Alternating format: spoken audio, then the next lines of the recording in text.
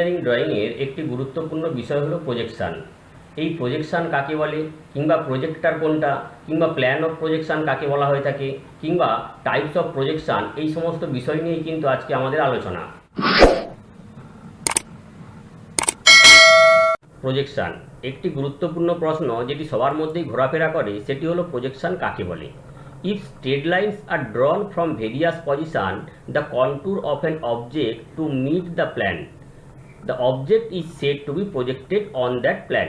অর্থাৎ এই যে অবজেক্ট, এই অবজেক্টের বিভিন্ন পজিশান, বিভিন্ন যে কন্টুরগুলো বা খাঁজগুলো রয়েছে, সমস্ত জায়গা থেকে যদি কিছু স্ট্রেট লাইন প্ল্যানের দিকে টানা যায়, তাহলে কি হয় না, প্ল্যানের ওপরে এই যে অবজেক্টের যে কোনো একটি দিক ফুটে ওঠে বা ভেসে ওঠে।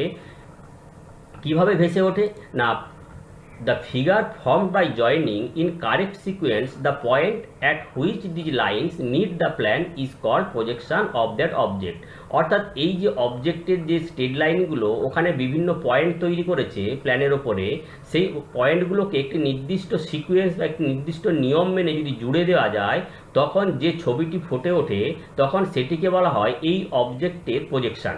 প্ল্যানের ওপরেই আমরা এই হলুদ দাগ দিয়েই সেই প্রজেকশানটি কিন্তু আমরা দেখিয়েছি।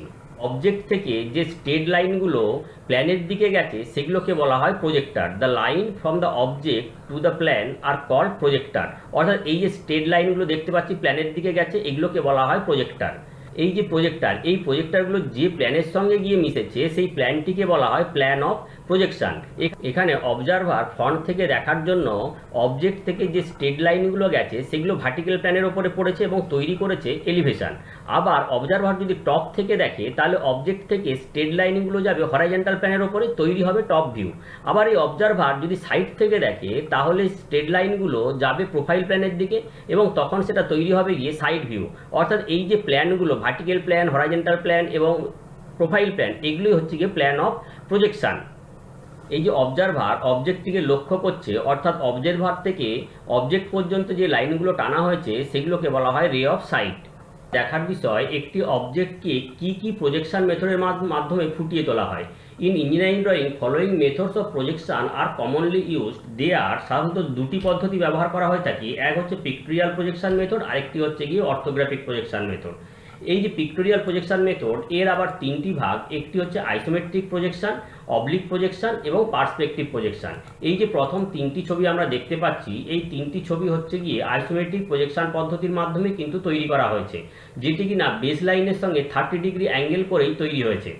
এবং এই যে ছবিটা আমরা দেখতে পাচ্ছি, এটি হচ্ছে বেস লাইনের সঙ্গে একদিকে 45 এবং একদিকে 90 ডিগ্রি করেই তৈরি করা হয়েছে।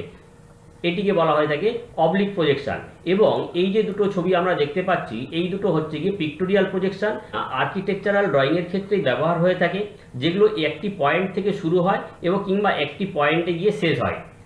দ্বিতীয়টি হলো অর্থোগ্রাফিক প্রজেকশন, যার দুটো ভাগ। একটি হচ্ছে ফার্স্ট অ্যাঙ্গেল প্রজেকশন মেথড, আরেকটা হচ্ছে থার্ড অ্যাঙ্গেল প্রজেকশন মেথড। আমরা এখানে যেটা দেখতে পাচ্ছি এটা হচ্ছে ফার্স্ট অ্যাঙ্গেল প্রজেকশন মেথড, যে মেথডের মাধ্যমে কোনো একটি অবজেক্টের বিভিন্ন ভিউগুলো প্রকাশ করা হয়েছে, যার টপ ভিউ থাকে নিচে, ফ্রন্ট ভিউ থাকে ওপরে, এবং লেফট সাইড ভিউ থাকে রাইট সাইডে এবং রাইট সাইড ভিউ থাকে লেফট সাইডে।